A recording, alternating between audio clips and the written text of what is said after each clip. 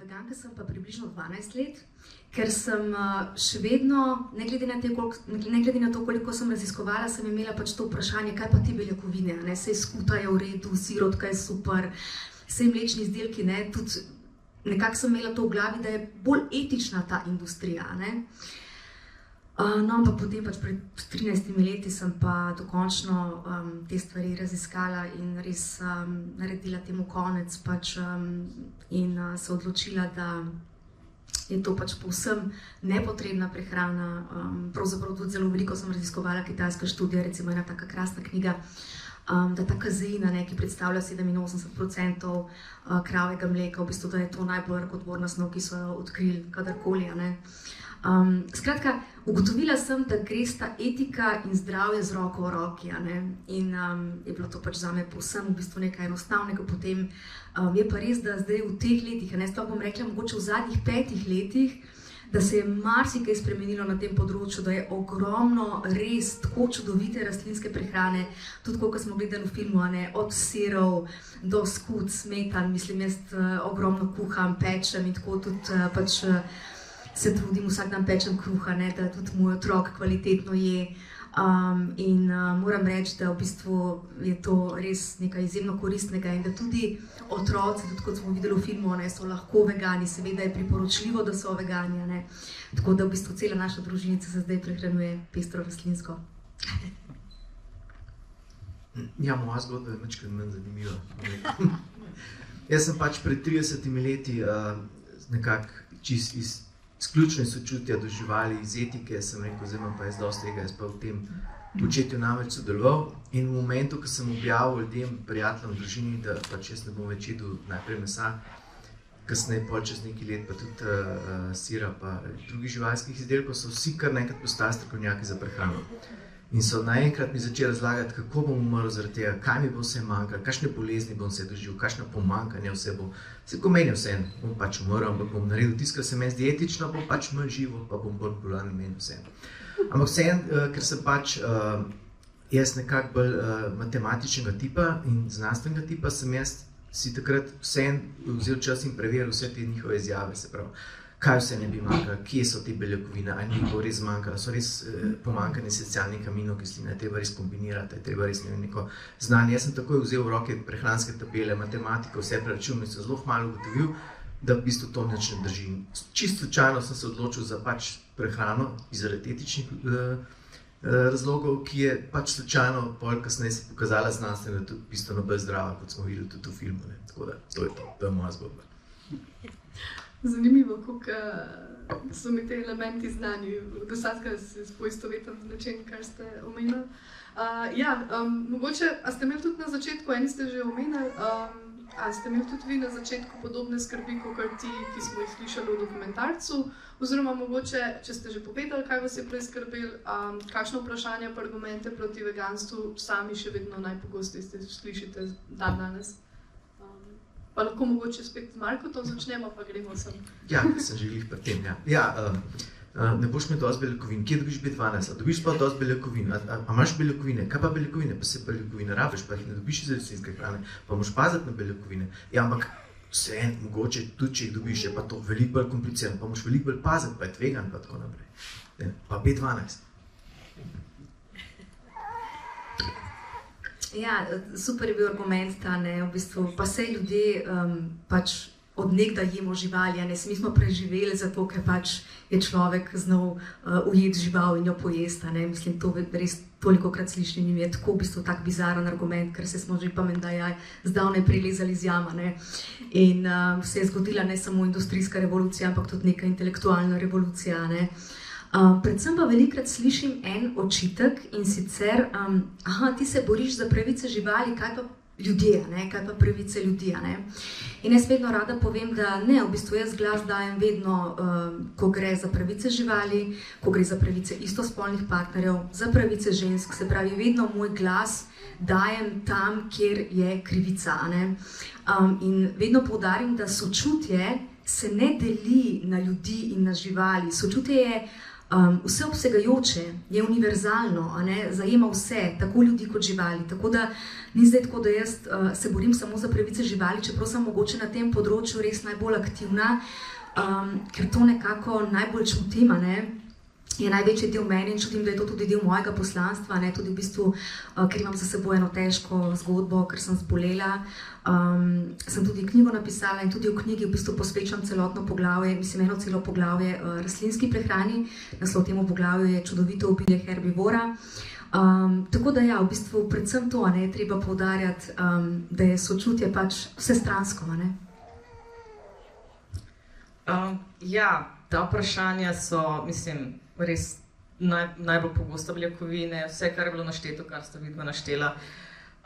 Jaz sem sicer tudi aktivistka in imam pogosto imamo kocko resnice, kjer se pogovarjamo z mimoidočimi in prikazujemo videa, ne, kar se dogaja v klavnicah. In teh vprašanj, mislim, ni izvirnih vprašanj, so res vedno ena in ista. Ne, in zdaj mogoče bi ljudje že nekako lahko vedeli, da beljakovine so pa res tudi v rastlinah. Ne. Je pa to, kar je bilo izpostavljeno, naprimer, nikoli pa ne vprašajo, ali dobim dovolj vlaknin na rastlinski prehrani, kar je bilo izpostavljeno, ne, v dokumentarcu. In je v bistvu bolj zaskrbljujoč ta podatek, ne, kot smo slišali, da v Evropi 90%, v Ameriki celo 95% ljudi ne dobiva dovolj vlaknin.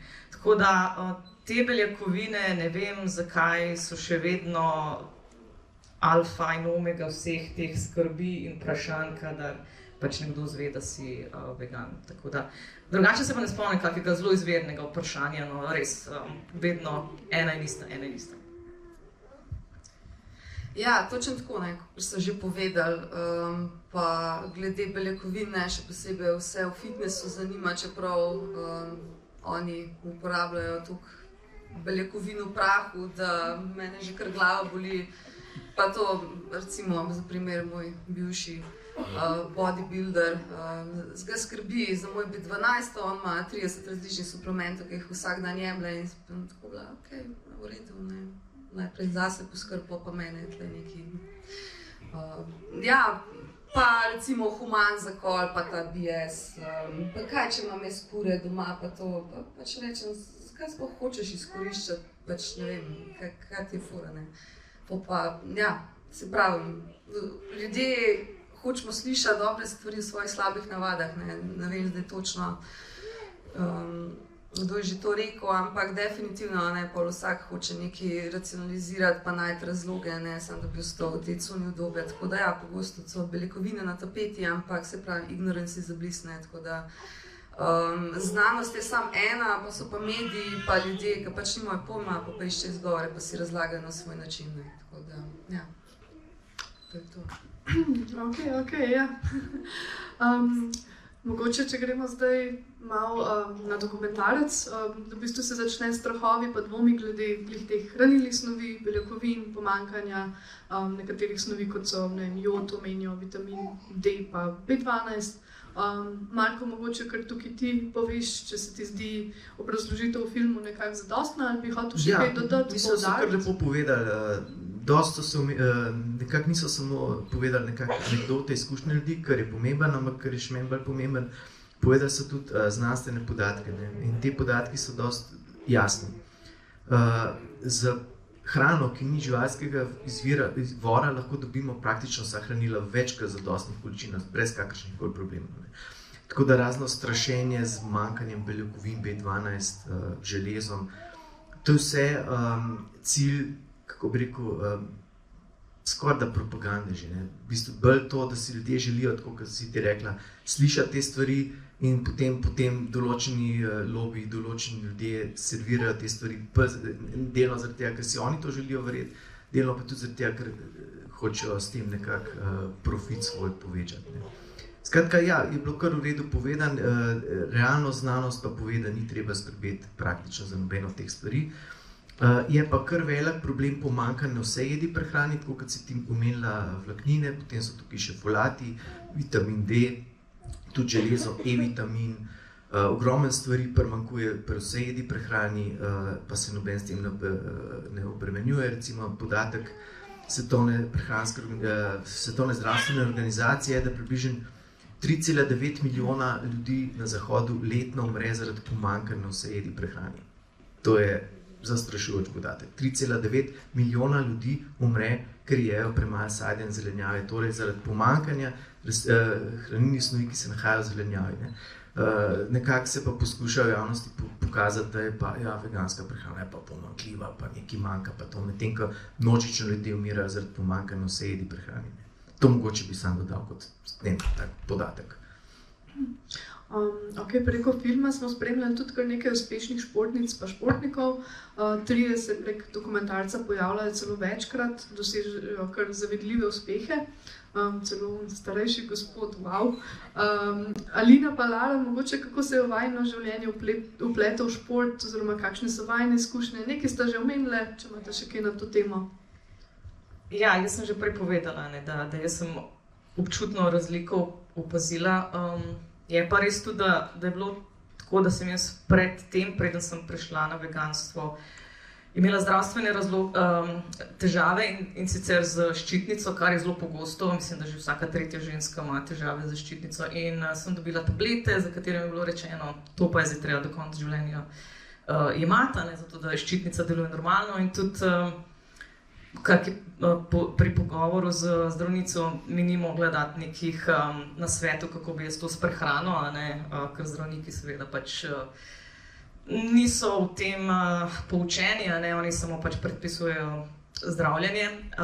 Tako da v bistvu sem potem pri tem prehodu in vseh prednostih, ki sem jih spoznala pri športu, da mi je bilo lažje vzdrževati razmerje med maščobo in mišično maso, da sem še vedno pridobivala mišično maso, da sem imela, da pri svojih zdaj 44 se ne počutim, da sem toliko stara in da lahko pač delam vse, kar sem mogoče že pred 10 leti, 20. Pač ne ovira me starost, ker pogosto kakšne stranke mi rečejo, joj, boš videla, ko boš stara 40, pol gre pa vseeno vzdolj. To je nek mindset, ki je tako zelo škodljiv, in gibanje in prehrana seveda ključno vlogo igrata pri tem, kakšna bo naša starost, ampak seveda je treba nekaj za to narediti.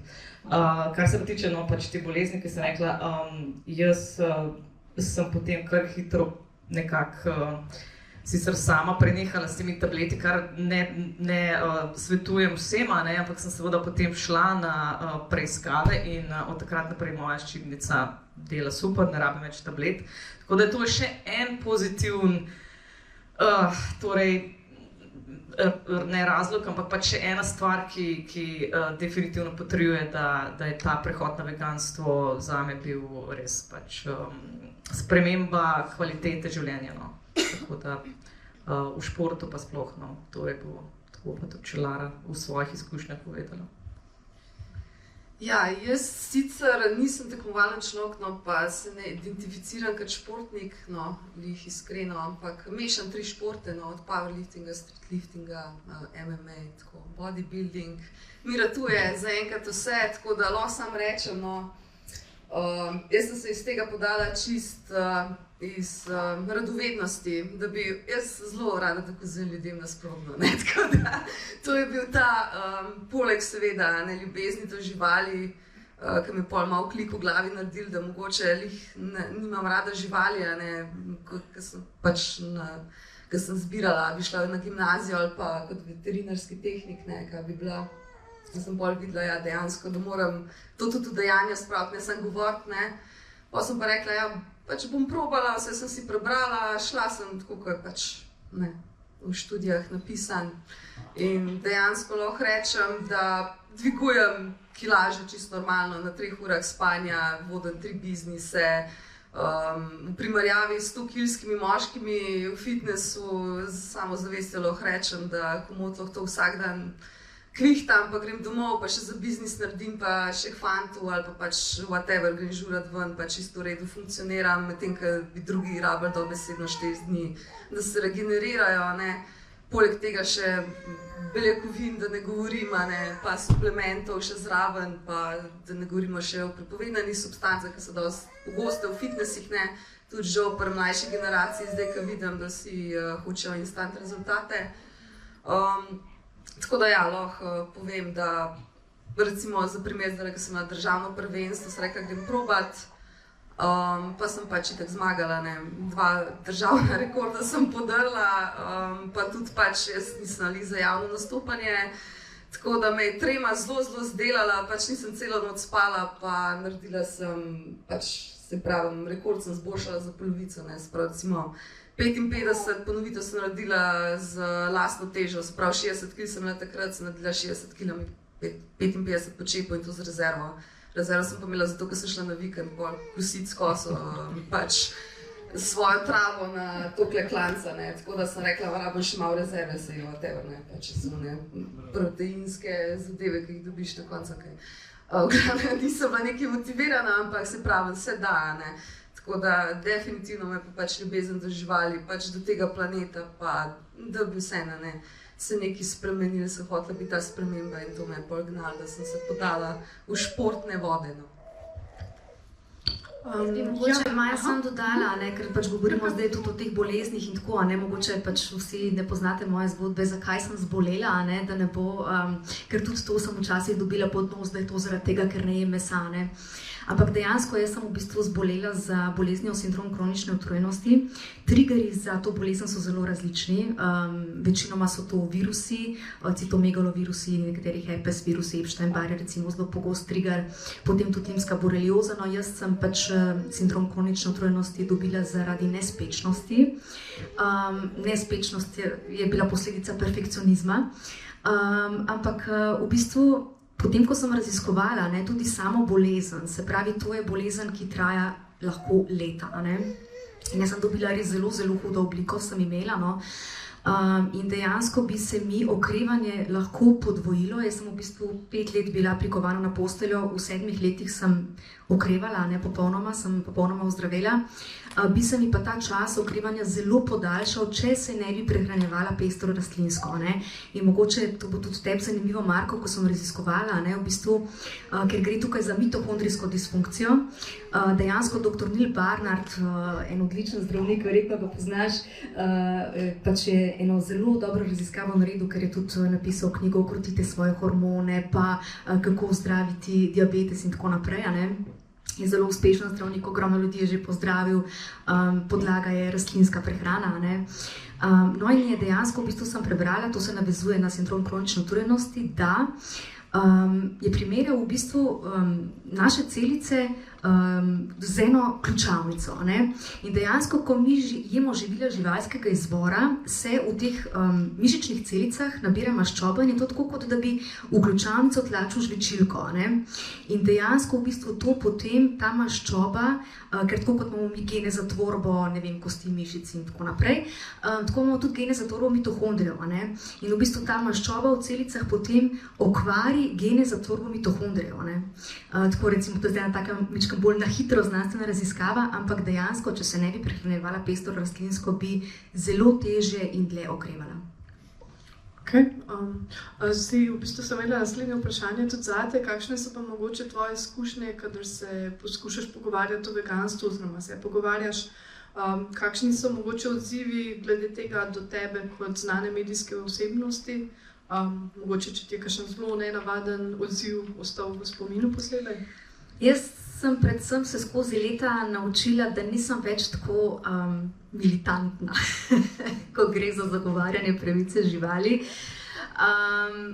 Mislim, se to pač nekako se mi zdi, imaš v sebi, sploh kada gre za to etiko, ker tako kot vsi tukaj danes zgor, ki sedimo, v bistvu nekako so bili naši vzgibi pravzaprav etični, imamo radi živali, nam ni vseeno, da trpijo in tako naprej, da se jih pobija pač na milijone, milijarde in tako naprej vsako leto. Ampak v bistvu sem ugotovila, da nekako ta lepa beseda lepo mesto najde. In se res trudim nekako ozaveščati na en tak prijazen način, sicer delim sem in tja, sploh recimo tudi na Instagramu, kjer sem kar dosti aktivna, tudi kakšne take zgodbe, ki niso tako lepe, pa so kakšni posnetki, ki so strašljivi in tako naprej, ampak se poskusim temu čim bolj izogibati in čim bolj v bistvu približati nekako te vesele živali, ne, tako kot je tamle v filmu tudi Tom božal, pujska po trebuščku, pa tako, ne, v bistvu nekako poskušam spodbujati na lep način ljudi in z zgledom predvsem, ne, da v bistvu, da je fino in super in zdravo, če se prehranjujejo rastlinsko, da gre tako, kot sem rekla, etika in zdravje, da gre sta z roko v roki in tako naprej in se potrudim biti pri tem ozaveščanju, kar se da nežna. In v bistvu naletim na kar lepe odzive, no. Seveda se pa vedno najdejo ljudje, ki bodo iskali razloge, zakaj pač jejo meso in čeprav mislim tako, ne, v bistvu, da nekako niso ti ljudje v osnovi naravnani tako, ne, vsi imamo v sebi to benevolenco, samo moramo priti v stik z njo, ne, tako da se mi zdi, da se vsi nekako trudimo po svojih najboljših močeh, ne, in da mogoče včasih ti ljudje, ki so najbolj glasni, v bistvu se počutijo nekako napadene ravno zaradi tega, ker globoko v sebi vedo, da ne delajo nekaj, kar je v redu, ne. In zato mogoče moramo biti na nek način nežni in razumevajoči, ker to je vseeno stvar, ki je indoktrinirana globoko v nas, ne, v naš ne, v bistvu se pravi leta in leta, da je normalno jesti živali, ne.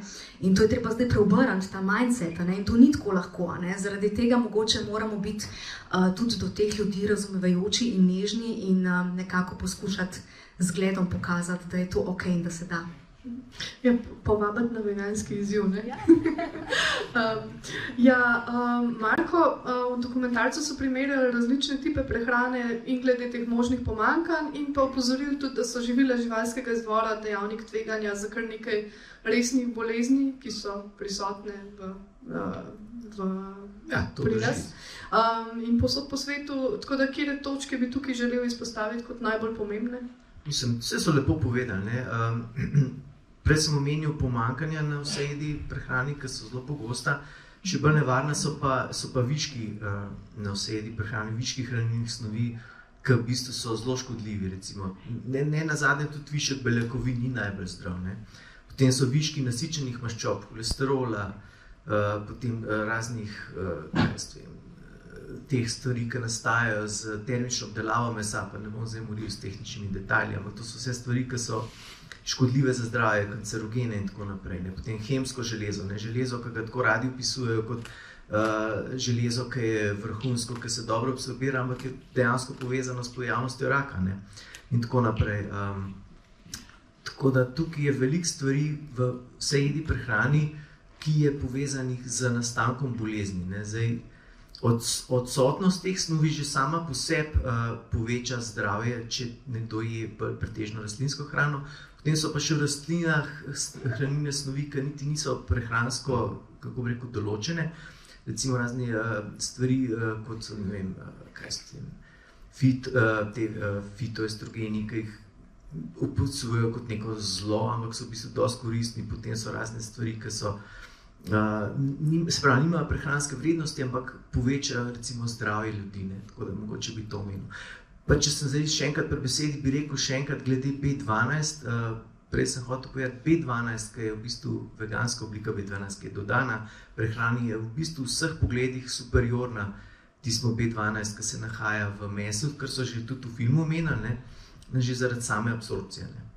Je bistveno bolj primeren za človeka kot ki se nahaja v živilih živalskega izvora, plus še mogoče še to menim, ker smo to veliko beljakovinah govorili, vsa rastlinske beljakovine vsebujejo vse esencialne aminokisline, tako da ne bo kakšnih pomot tukaj, da je treba nekaj računati pa kombinirati. Ok, to so zdaj moje tehnične stvari, pa bom nehal s tem moriti. Gremo naprej.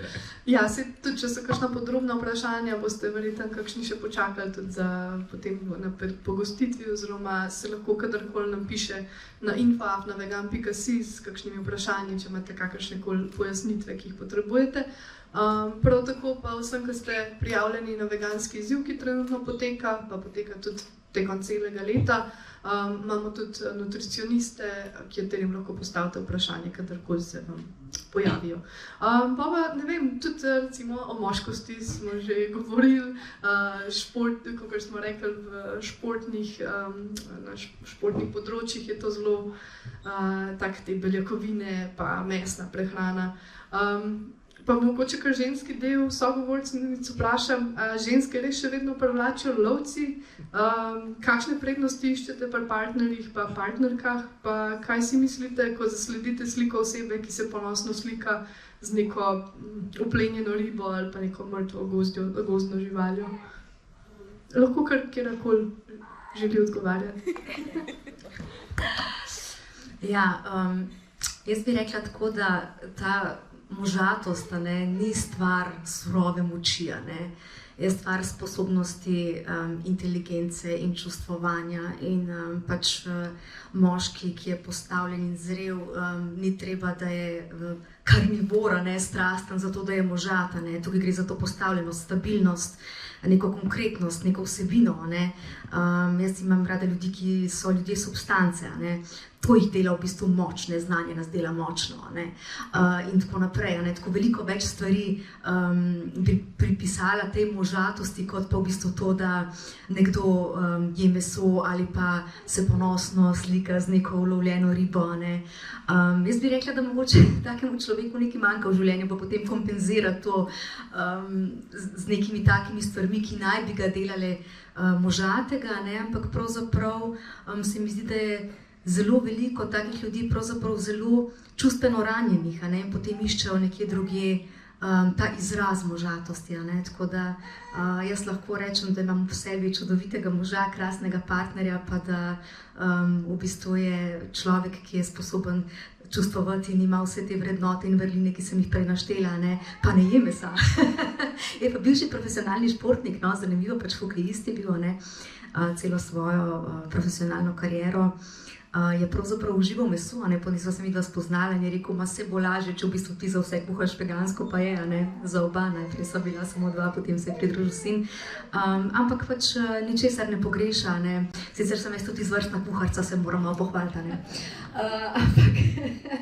ampak ja, v bistvu tudi dala sem mu marsikaj za prebrati, da se je tudi izobrazil, da ni imel pomislekov, pač kaj se bo zgodilo, ko bo vegana. Je pa zelo zanimiv podatek, recimo, da takrat, ko je bil profesionalni hokejist, se prav to so športniki, vi pokurite ogromno kalorij in tako in morate jesti mičkano več, bom rekla, kot neki rekreativci običajni, ampak takrat je on imel recimo povišan holesterol, tako da ja, zdaj pač s tem seveda nima težav. Ja, pač v fitnessu je seveda pač še vedno ta neka alfa samec, močen, je meso, tako da enkrat mi je bilo zanimivo, ko je nekdo izpostavil, da naprimer ta izraz alfa samec pri volkovih je tisti, ki pazi na najšibkejše v čredi, in jaz mislim, da mogoče pač res nekdo, ki išče neko moško možatost, da v bistvu ščiti šibke, in to pomeni, da bi absolutno mogel biti vegan, ker pač so živali tiste, ki so tukaj v vlogi šibkejših, izkoriščenih, tako da drugače pa, ko se je rekla, če privlači ali ženske ali moške neka oseba, ki se slika z ulovljeno ribo, mogoče če imamo kakšne vsejece med publiko, je to mogoče vprašanje za vsejece, ker vegane verjetno vse v kakršnemkoli kontekstu, ali to bi šlo za partnerja ali prijatelja, nekdo, ki se z mrtvo živaljo slika, nas to seveda odbija, tako da mogoče če kak vsejedec lahko svoje stališče pove, ali to res privlačno. Ja, pač mene to asociira, mrtva žival, če se slika z njo, da pač dejansko nimaš empatije, sej, mislim, kakor je že v filmu bilo rečeno, pač postaviš na to isto mesto človeka, pa pač se malo zamisliš, imamo res dvojne standarde, ali kaj je zdaj narobe, pa pač kognitivna disonanca, pri večini ljudi. Tako da ja, mene definitivno to zelo odbija, tako da je zelo težko živeti v takem svetu, v polnem nasilja. Pa ja, če me že, konkretno se ne spomnim za vprašanje, ampak ja, dejanski von mene to zelo odbija, in to pač mesojedstvo, pa pač privlačnost, jaz se prav spomnim groznega vonja iz fitnessa in pač to definitivno ni bil vegan, bom tako rekla, ker ja, Tako da ja, higiena je ful pomembna, tako da poleg vseh bakterij, ki jih vneseš s to prehrano, pač se mi zdi, da ja, pač ni to najbolj moško, no. Ne vem, zdaj vsak ima svojo definicijo, ampak ja, definitivno nobenemu ne bi bil všeč. Zdaj, mičkano se nam že mudi, vidim, koliko preveč vprašanj sem imela za vas. Kakšno ga bom tudi preskočila. Mogoče glede na to, da smo glih pri tej tematiki, pa teh moških, pa recimo, dajmo pol preskočiti kar na sojo, pa teh oprsi, ki jih vsi veganski Jaz sem sojo vsak dan, pa žal niso se mi nič kaj povečale, tako da korišče hitro rešitev, smo moram razočarati. Marko, a je soja res tako strašna rastlina, pa kaj so glavni razlogi, zakaj je v bistvu pametno vključiti v svoj jedilnik? Če se navežemo na prejšnjo temo Glede moškosti, no, recimo, doskrat se povezuje soja, ja, da so to neki fitoestrogeni, da so to estrogeni, ženski hormoni, s tem nekako moški izgubljajo moškost. Ravno obratno je res. Ne. Dejansko so pokazali raziskave, da tisti moški, ki več soje uživajo, ne samo, da imajo manj testosterona, ga imajo celo več.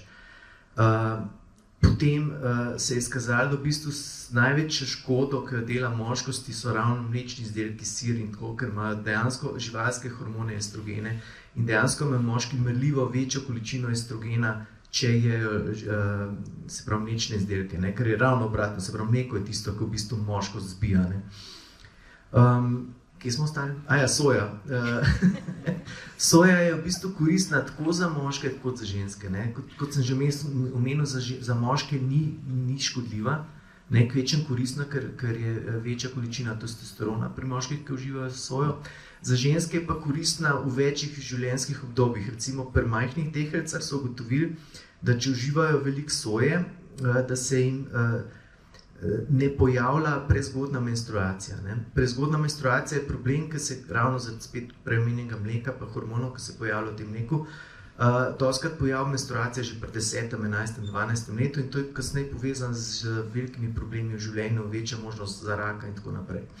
V kasnejšem delu recimo življenja, recimo menopavza in tam naprej, je pa soja izredno pomembna za to, da zmanjšuje te negativne vplive zaradi teh hormonskih neravnovesij, ki se pojavljajo v tem obdobju, in je redno uživanje soje povezano z precej boljšimi, se pravi manj teh, kako bi rekel, vročinskih valov in tako naprej. Tako da soja je koristna in za moške in za ženske praktično v vseh obdobjih. Vse te stvari, ki pa pridejo iz tega, kako je škodljiva, kako je nevarna in ne vem, kakšni maili se širijo okrog neke teorije zarote, to je pa čisto enostavno stvar lobija mlečne industrije, kup nekih stvari, nekih trditev, ki nima nobene osnove v znanosti ali pa kakršnikoli raziskavah, pač širijo med ljudmi kot neke vrste strah, ker vidijo sojo kot velik problem. Tukaj bi še vsem priporočil, če sem že pri besedi, za ta rastlinska mleka, jaz vedno priporočam sojino mleko, ne? Ker je in prehransko in zdravstveno daleč najboljši, boljši kot vsi riževo, sploh v bistvu barvno voda, mandljevo tudi ni najboljše, sojino je najboljše, tako da jaz to sem priporočam. In recimo sojini jogurti, ne vem, koliko lahko reklamo tle delam, ampak... Jaz imam rada sojotika. Ne bom firm omenjal, ampak ena od firm zelo poznanih sadni jogurti, taki malo večji lončki so prva liga. Tako da, okej, bom nehal.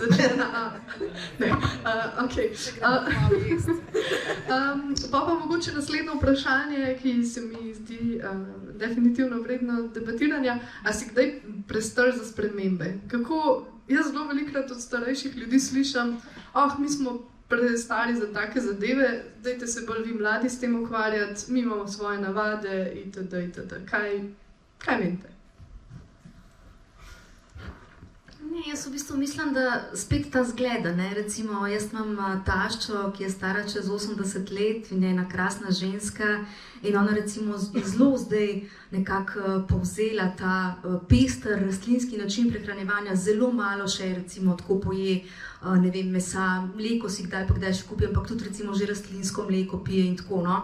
Tako da mislim, da nikoli nisi prestar za te spremembe, a ne. Očeta mojega recimo poslušam, on je tako heca, ne, enkrat bom pa res vegan, te živali tako trpijo, ampak pa se skriva tako v jedilnici, ko salamo reže, a ne, tako. Ampak ja, jaz mislim, da pač enkrat bo prišlo do te spremembe, ne vsekakor, ker pač nekako res zgledamo. Ne? Predvsem pa, mogoče bi rada povedala samo še tole. Ne? En argument, ki ga pogosto tudi slišim, pa sem ga na začetku pozabila omeniti, je ta, da naj vsak počne, kar hoče. A ne? Zdaj, če bi vsak počel, kar hoče, če sem zdaj malo nazorna, ne, pa malo tako bolj kritična, potem pač vsi serijski morilci pač sam počne, kar hoče, a ne. Pač naj počne, kar hoče, a ne. Tako da to ne vzdrži. Predvsem se mi zdi, da moramo začeti razmišljati o tem, da moramo ločiti dve stvari, in sicer, kaj imamo radi in česa ne maramo, pa kaj je prav in kaj je narobe. Med tem je zelo velika razlika, ne. Tako da, če se bomo začeli spraševati, recimo en hebrejski pregovor pravi, da biti ali ne biti ni pravo vprašanje, ampak kakšno biti in kakšno ne biti, ne.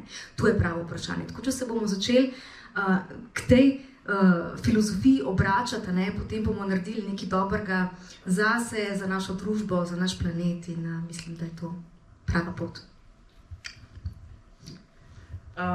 Ja, mislim, čas za spremembe oziroma nikoli ni prepozno sprejeti neke pozitivne spremembe. Moja mama je naprimer pri 68 postala veganka.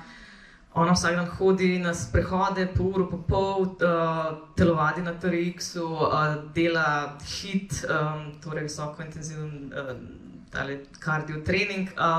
Tako da ni nekega razloga, da se skrivamo za starostjo, da zdaj smo pa že zamudili v ta vlak. To je seveda eden od izgovorov, zakaj pač se ne spremeniti. Tako da ne, to je povsem dobrodošlo. Če gre neka sprememba na pozitivno, je to še tem večji razlog, da se odločimo za to spremembo. Ja, nikoli ni prepozno živeti bolj kvalitetno, jaz bi rekla. Ne? Tako da namesto da iščemo izgovore, probimo najti neko srednjo pot, pa proba tudi nekaj novega, ker pač ja, jaz bi rekla, da starejšim ljudem je težje valjda, ker so navajeni cel life delati eno in isto, ali pa pač pod pretvezo neke tradicije, pač ne. Tako da jaz res spoštujem vsakega, ki je pripravljen pogledati čez to, pa malo raziskati, pa dejansko poskusiti in žeti dobre rezultate. Tako da, recimo isto z gledom, jaz sem pri svojih starših naredila to, da sta pol na konči, ko sem šla iz skupnega gospodinjstva, sta začela pač vegansko kuhati, pa na vsake toliko pač kaj pojesta, ko gresta ven, ampak vidite po počutju, ne, da dejansko sta se prav odločila in ja, nikoli ni prepozno nekaj narediti zase, no pa za druge, tako da bi rekla, da ja, je prava pot. Ja, meni je tudi vedno, kadar se pogovarjam s kom, pa to omeni, mi je vedno tako žalostno, ker ponavadi so to ljudje, ki imajo otroke, vnuke mogoče celo že, pa posod naokoli divjajo požari, zdajle v LA-ju, če se ne motim, je grozno, pa ne vem, tiste ujme, poplave, ki smo jih imeli, vsi okoljevarstveniki kažejo rdeče alarme in ljudje zamahnejo z roko glede tega in rečejo, jaz sem že prestar. To me še malo bolj mogoče gane. Mogoče gremo še na ceno veganskega jedilnika. Koliko zapravite za hrano, če primerjate svoje nakupe pred pa po odločitvi za veganstvo, pa če imate kakšno ful zdravo pa ugodno živilo za priporočiti kar. Kdo želi besedo?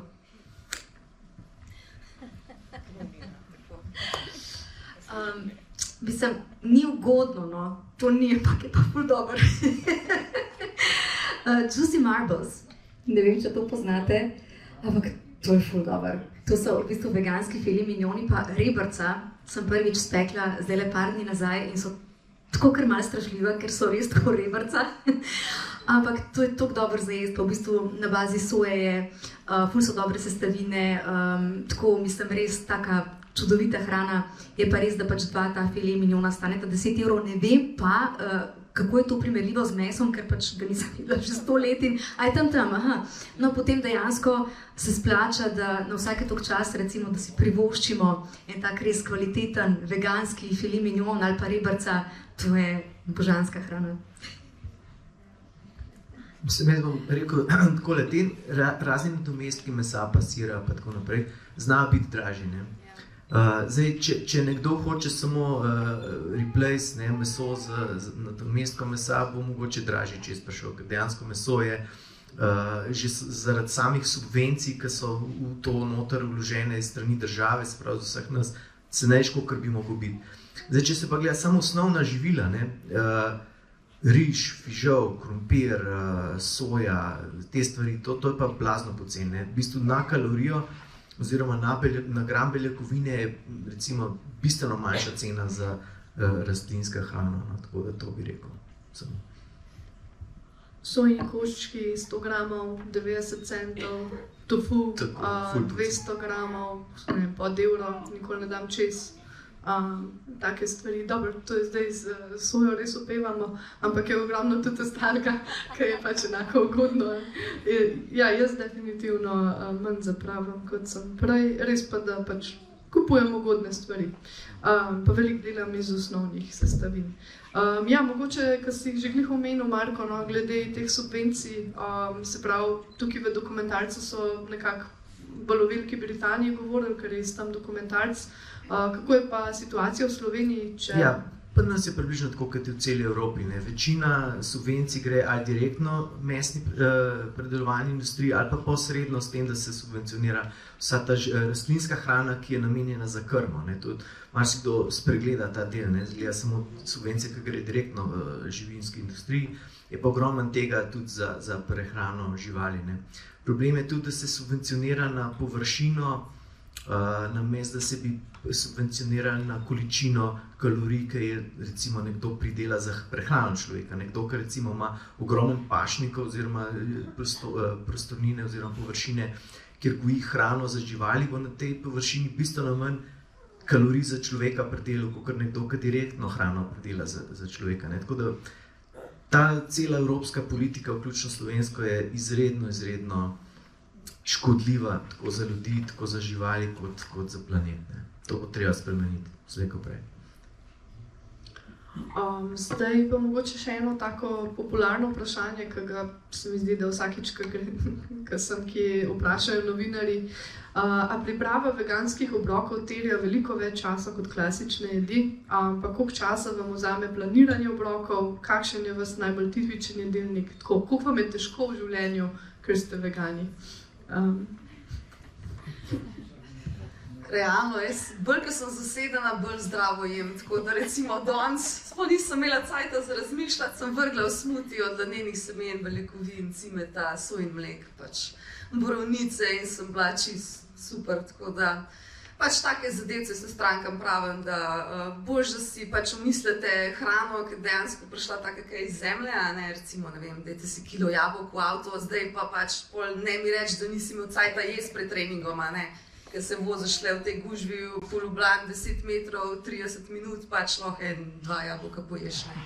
Tako da, pa take stvari, se pravim, ljudje ful preveč kompliciramo, no, tako da bi rekla, da naše telo ni butasto, no, ljudje smo basically, če se lahko tako izrazim. Pač vsa ta tradicionalna hrana, ki smo jo navajeni, ni težko, a ne, sam pač rabiš nadkuhati, ne, itak kot vsak odrasel človek, pač če nimaš časa delati teh sirov doma, si pač vsake tako privoščiš, ampak iskreno jaz dejansko sploh, če imam enkrat na mesec čas, da pojem te nadomestke, recimo zadnjič mi je klient, sem mu napisala, ja, to v Lidlu, zdaj imaš to znižam, pač to cordon bleu, kako se reče, pa še on meni prinesel, pa sem probala, sem morala prav 2-krat pogledati, pač, a je to faka, ne, ker je bilo tako dobro, pač, kva. In ja, dejansko vso neprocesirano hrano, ne, se pravi fižola, leče, te low budget stvari, ki zapravim 150 do 200 na mesec za 3000-4000 kalorij na dan, ne. Se mi zdi, da ni težko, no, od 5 do 15 minut, zdaj pa odvisen, koliko imaš predpriprave, lahko se tudi olajša s tem, da kupaš že narezano zelenjavo, zamrznjeno, pa pol sam rukneš not, pa jaz si recimo kuham za 2-3 dni, kakšne take zadeve, kot so riž ali pa, ne vem, več kruha si spečem ali pa, ne vem, 5 kg jabolčnega štrudla, da si pol pač porazdelim na obroke, a ne, zdaj, ker je sezona jabolk, recimo, pač jolo, zakaj ne bi. pa recimo fižol, vzamem pač lonec na pritisk, pa sem jih skuhal manj kot eni urci, je pa fajn tudi namakati, pa kakšne take zadevce, ampak definitivno bi rekla, da je isto. Pač moraš se vzeti čas, zdaj pa odvisno od kvalitete pač hrane, pa števila obrokov, in pol tako nekako zimproviziraš, ampak pravim, definitivno je cenejš. Kuhanje je pa tam, zdaj pa odvisno, če si kebabica, pa hočeš skuhati cel korene, rabiš ene 3-4 ure, pač če pa hočeš lih normalno, tako da hrana ima še neki nutrition value, je pa fajn, da malo skrajšaš čas, pa je pol z roko v roki gre, prišparaš na času, pa še več vrednosti hranilne imaš, tako da kar sem se zdaj spomnila. Jaz nisem rada v kuhinji, ampak nekako je to del tega, če hočeš se zdravo prehranjevati. Posegam bolj po polnovredni prehrani, ampak se tu pa tam ne pregrešim, ampak si privoščim nekak procesiran veganski izdelek, ki je še vedno po študijah boljši kot kot so primerjali ta Beyond Meat, naprimer z zrezkom, je še vedno v primerjavi bolj zdrav. Drugače, moj sistem je čisto preprost, jaz nekako si sestavim krožnik, ki ga tudi priporočajo namesto te piramide, da je sestavljen iz polovice zelenjave in potem pač odprem hladilnik in vidim, kaj imam, vržem not, vse skupaj, začinim, seveda, hočemo, da je dobro vegani, ne samo, da je zelenjava, ampak hočemo, da je tudi dobro jesti. In potem en škrob nadev, stročnice, mogoče kakšne polnovredne maščobe, kot je avokado, semena. In to je to. In malo rotiram med zelenjavo, katero stročnico uporabim, katero škrobnato zadevo. Tako kot je rekla Lara, lahko si skuhamo v kakem rice cookerju riž za 3 dni, kaše so obstojne, ne rabimo vsakič znova. Tako da se da in v 15 minutah, 20 imaš polnovreden obrok. Pa ne rabiš imeti nekih ful blaznih kuharskih navdihov ali izkušenj. Jaz sem že rekla, da ful kuham. Sem pa ful v kuhinji. Ful rada kuham. Vsak dan pričakam mojega sinčka, ko pride iz šole s kosilom. Je pa tako, da v bistvu planiram en dan prej, kaj bom skuhala naslednji dan in tudi v bistvu en dan prej nakupam vse sestavine. Pač držimo se tega, da se hrane res ne meče stran, tako da pač nimamo vedno natrpanega hladilnika in potem čez en teden, ker nečesa ne uporabiš, pač mečeš stran, ampak res planiramo obroke, tako da v bistvu vsak dan pojemo nekaj dobrega. Za zajtrk ponavadi, recimo čisto en tak zajtrk, evo ideja, sojen jogurt na grški način, to je ful dober, tak kremast je, to je božanski, pa malo javorjega sirupa, cimet, banana, jabolko, lešnikovo maslo, orehi pa zdrobljena kakavova zrna, evo, tako da ne bom predolga. Ne vem, če sem jaz prav naslov za to. Tle me bo nekdo iz publike kregel, če bom preveč govoril, ker jaz nisem tiska kuham, ampak ni preveč komplicirano, tako da tudi sestavine so relativno enostavne, stročnice, razne koruze. Potem pri nas je problem, ker ima hčerka celiakijo, ne smemo žitnih izdelkov uporabljati, to se majčkeno zaplete, ampak še zmeraj ni tak problem, da se ne bi dal narediti, tako da res vidim, ko smo kam šli kolegi, ki so imeli neke pečenke za peč, pa so se 4 ure s tem ukvarjali, so imeli veliko več dela s hrano kamine. Ampak tudi, če želite pečenko delati 4 ure, se da tudi najti veganske recepte. Poglejte na naš YouTube, imate korak za korakom, je Robi, ki je otvoril film danes, vas lahko nauči. Mogoče še enkrat hvala, ker ste pogledali tudi teže posnetke iz klavnice. To mogoče čisto z moje strani. Veterinari moramo v času študija tam preživeti 70 ur. Še veliko več pa po različnih kmetijah, pa drugih obratih za predelovanje živalske hrane, tako da se mi zdi prav, da vsem, čeprav je težko pogledati, to vsaj enkrat v življenju naredimo. Moram reči, da tisti prizori iz klavnice, glede v Zalogu smo mogli hoditi, so grozni in me še zdaj spravljajo stisko. Tako da vsi na odru smo tudi že videli svoj delež takih posnetkov. Kakšno težo menite, da ima posamezen potrošnik, pa kako z nakupom živalskih izdelkov prispevamo tudi mogoče k psihičnim težavam, bolezenskim posledicam, pa stiskam zaposlenih v industriji živalskih proizvodov, kakšno misel mogoče? Mislim, tukaj ni samo misel, tukaj so tudi dejanski podatki. Ljudje, ki delajo v teh klavnicah, imajo ogromno večjo verjetnost za posttraumatski stres, za depresijo, samomori so bistveno večji, večje je nasilje v družini. Skratka, to ima tudi velik negativen vpliv na družbo, že samo zaradi teh ljudi, ki ne morejo pač to delati. In ponovadi so to ljudje, ki so bolj neprivilegirani položaju, bolj revni, imigranti, taki ljudje, ki niti nimajo druge izbire in so prisiljeni to delati. Niso to samo ljudje, ki pač si mislimo, nimajo nekih etičnih zadržkov, z lahkoto kolijo pa pobijajo, ampak so to ljudje, ki imajo etična načela in so prisiljeni to delati. In taki ljudi je to, si predstavljam, velik stres in to ima merljiv in dokazljiv negativen vpliv na družbo. Ja, meni se je zdelo, kot da so si, ko smo se zadnji v garderobi srečali, ali pa potem v klavnici, pač je bila to čisto druga oseba, prodnikom maska je bila čez obraz. Jaz bi dodala, danes smo imeli pač ta aktivistični dogodek, ker se pogovarjamo ravno ob teh posnetkih in sem razlagala ravno še v tem aspektu, ker ljudje pozabijo, da tukaj so pa ljudje, ki pa delajo v teh pogojih. In je potem ena sama sogovornica rekla, da v bistvu je to nek začaran krog nasilja in trpljenja, tudi psihičnega trpljenja iz strani pač teh delavcev. Tako da, meni se zdi, da te posnetki tudi jaz sem težko gledala to, čeprav jih na teh dogodkih večkrat vidim, ampak se mi zdi, da tudi to je nekaj, kar je treba pač pokazati javnosti, in da se potrošniki zavedajo, kako deluje ponudba in povpraševanje in da imamo mi kot potrošniki veliko moči nad tem in veliko besede, kaj se pač ponuja v trgovinah.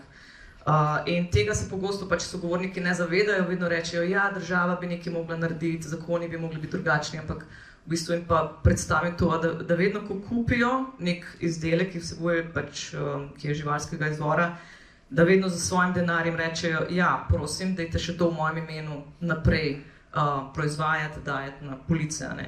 Enkrat pa, ko se nek izdelek neha prodajati, ga proizvajalec ne bo proizvajal samo zato, ker pač je tako navajen.